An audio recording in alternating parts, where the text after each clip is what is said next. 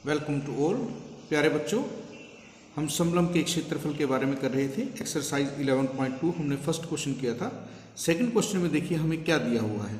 यहाँ दिया है कि एक समलंब का क्षेत्रफल 34 वर्ग सेंटीमीटर है और इसकी ऊंचाई 4 सेंटीमीटर है। समांतर भुजाओं में से एक की 10 सेंटीमीटर लंबाई है। दूसरी समांतर भुजा की लंबाई ज्ञात कीजिए। यहाँ एक समलंब मैंने बनाई है, एक भुजा में 10 सेंटीमीटर दी है समांतर में से और दूसरी हमने x मान ली है। ऊंचाई हमें 4 सेंटीमीटर दी है। समलंब का क्षेत्रफल हमने किया था 1/2 समांतर भुजाओं का योग गुणा में उनके बीच की दूरी। हमें जो क्षेत्रफल है वो 34 वर्ग सेंटीमीटर दिया है और ऊंचाई 4 सेंटीमीटर दी है। एक जो लंबाई है हमें वो 10 सेंटीमीटर दी है, दूसरी को हम 20 सेंटीमीटर मान लेते हैं ब्रेड्थ, या एक को ए और एक को बी हमने माना है। समलंब का क्षेत्रफल हमें पता है 1/2, ए की जगह हमने 10 लिया है, 10 जमा और बी को हम x सेंटीमीटर मान लेते हैं। यहाँ हमने इसे x सेंटीमीटर से दिखाया है, तो ये x होगा।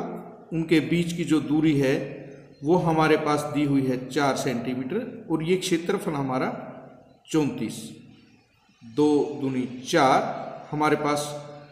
उसके बाद है 2 गुणा में 10 जमा में x बराबर 34। 10 जमा x की अगर हम बात करें, 34 भाग में 2 17। 10 जमा x हमारे पास 17 है। x की वैल्यू हमें निकालनी है। 10 को हम दूसरी तरफ ले जाकर माइनस करेंगे तो हमारे पास 7 सेंटीमीटर, यानी जो समलंब की समांतर भुजाएं हैं, एक 10 सेंटीमीटर है, दूसरी 7 सेंटीमीटर है। हम देखते हैं x हमने क्या माना था, दूसरी समांतर भुजा की लंबाई, तो हम कहेंगे दूसरी समांतर भुजा की लंबाई 7 सेंटीमीटर होगी। नेक्स्ट क्वेश्चन, इसमें हमें दिया है एक समलंब के आकार के खेत ए बी सी डी की बाड़ की लंबाई 120 मीटर है, यानी कि ए बी सी डी का जो परिमाप है वो 120 मीटर है। बी सी 48 हमारे पास है, यहाँ हम 48 लिखेंगे। बी सी को 48 मीटर, सी डी 17 मीटर है, ए डी हमारे पास 40 मीटर है और हमें ए बी की लंबाई ज्ञात करनी है। भुजा ए बी समांतर भुजा ए डी और बी सी पर लंब है। अब हमें पता है कि समलंब का जो क्षेत्रफल है 1/2 गुणा समांतर भुजाओं का योग गुणा उनके बीच की दूरी है। हमने समांतर भुजा ए 48 मीटर और बी 40 मीटर दी है। इनके बीच की दूरी हमें ज्ञात करनी है क्योंकि ये हमारे पास लंब दिया हुआ है। हम लिखेंगे ए बी जमा बी सी जमा सी डी जमा ए डी, सभी भुजाओं का योग जो परिमाप के बराबर है और परिमाप हमें दिया हुआ है 120 मीटर। ए बी हमें ज्ञात करनी है, बी सी 48 सी डी 17 जमा 40 बराबर 120। ए बी जो हमारे पास होगा, देखिए 8 और 7 15 का 5 हासिल 1 5 6 और 4 10 बराबर है 120। अब हम ए बी को ज्ञात कर सकते हैं, 120 माइनस 105, ये हमारे पास 15 मीटर है। समलंब के क्षेत्रफल का सूत्र लगाते हैं। हमारे पास जो समलंब का जो ए बी सी डी का क्षेत्रफल बनेगा वो होगा 1/2 ए जमा बी हमारे पास है 48 जमा 40। उनके बीच की दूरी हमने जो ज्ञात की है वो है 15 मीटर गुना में 15। 48 और 40 हमारे पास 88 गुना में 15, 2 चौके 8 2 चौके 8, 15 चौके 60, 60 और 6 66, ये हमारे पास वर्ग मीटर इस खेत का क्षेत्रफल होगा।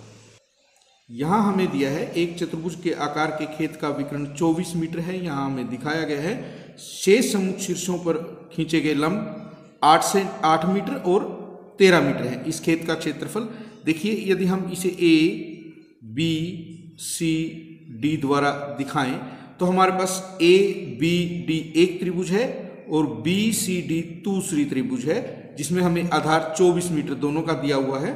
सबसे पहले हम त्रिभुज ए बी डी का क्षेत्रफल ज्ञात करेंगे। हमें ए बी सी डी चतुर्भुज का क्षेत्रफल ज्ञात करना है, जो दो त्रिभुजों के क्षेत्रफल का योग होगा। त्रिभुज ए बी डी का क्षेत्रफल जमा त्रिभुज बी सी डी का क्षेत्रफल। अब हम त्रिभुज के क्षेत्रफल का सूत्र लगाते हैं, 1/2 आधार गुणा ऊंचाई, और उसमें 1/2 आधार हमारा वही 24 है और ऊंचाई 8 है। ये हमारे पास 12 और ये भी हमारे पास 12 है। तो देखिए 13 दूनी 26 का 6 हासिल 2, 13 कम 13 2 15, और हमारे पास ये 12 था, 12 8 96, 6 और 6 12 का 2 हासिल 1, 16 और 9 25। ये हमारे पास मीटर में है, तो क्षेत्रफल हमारे पास मीटर में होगा, और ये हमारे पास ए बी सी डी का क्षेत्रफल होगा, जो दो त्रिभुजों के क्षेत्रफल के योग के बराबर है। नेक्स्ट क्वेश्चन में हमें दिया है समचतुर्भुज के विकर्ण 7.5 सेंटीमीटर और 12 सेंटीमीटर, इसका क्षेत्रफल ज्ञात कीजिए। अब हम एक आधार और ऊंचाई के अलावा समचतुर्भुज का नया क्षेत्रफल का सूत्र देखेंगे, 1/2 गुणा d1 गुणा d2, जिसमें d मैंने diagonal, first diagonal, second diagonal, दो विकर्णों के गुणनफल को यदि 2 से हम भाग दें तो वो समचतुर्भुज का क्षेत्रफल होगा। हमें d1 जो है एक विकर्ण 12 सेंटीमीटर दिया हुआ है और दूसरा 7.5 सेंटीमीटर। क्षेत्रफल 1/2 d1 गुणा d2 होगा, 2 छके 12, देखिए 6 पंजे 30 की 0 हासिल 3, 6 7 42 और 3 45.0, यानी 45 वर्ग सेंटीमीटर। ये हमारा समचतुर्भुज का क्षेत्रफल है। इसके बाद हम नेक्स्ट क्वेश्चन करते हैं, क्वेश्चन नंबर 6। एक समचतुर्भुज का क्षेत्रफल ज्ञात कीजिए जिसकी भुजा 6 सेंटीमीटर और शीर्षम 4 सेंटीमीटर। हमारे पास समचतुर्भुज का क्षेत्रफल जब आधार और ऊंचाई दिया है, आधार गुणा ऊंचाई होता है, भुजा हमारे पास 6 सेंटीमीटर है, शीर्षम 4 सेंटीमीटर है, तो इसका क्षेत्रफल 6 गुणा 4 24 वर्ग सेंटीमीटर होगा। यदि हमें इसका एक विकर्ण दिया है जो हमें 8 सेंटीमीटर लंबाई का दिया है, तो हमें दूसरा विकर्ण ज्ञात करना है जिसे हम d2 लिख सकते हैं। अब हमें दूसरे विकर्ण के लिए इसके क्षेत्रफल का सूत्र लगाना है, और हमारे पास समचतुर्भुज का क्षेत्रफल 1/2 गुणा d1 गुणा d2 है। हम कहेंगे 1/2 गुणा में d1 गुणा d2 इसके क्षेत्रफल के बराबर होगा। 1/2 गुणा d1 हमारे पास 8 है, d2 की वैल्यू हमें ज्ञात करनी है, और क्षेत्रफल हमें 24 सेंटीमीटर हमने अभी ज्ञात किया था, दिया है। 2 चौके 8, यानी 4 गुणा d2 हमारे पास 24 है, और d2 हमारा क्या होगा 24 भाग में 4 6। जो दूसरे विकर्ण की लंबाई होगी वो हमारी 6 सेंटीमीटर होगी। आज आपको यहाँ तक का काम कंप्लीट करना है।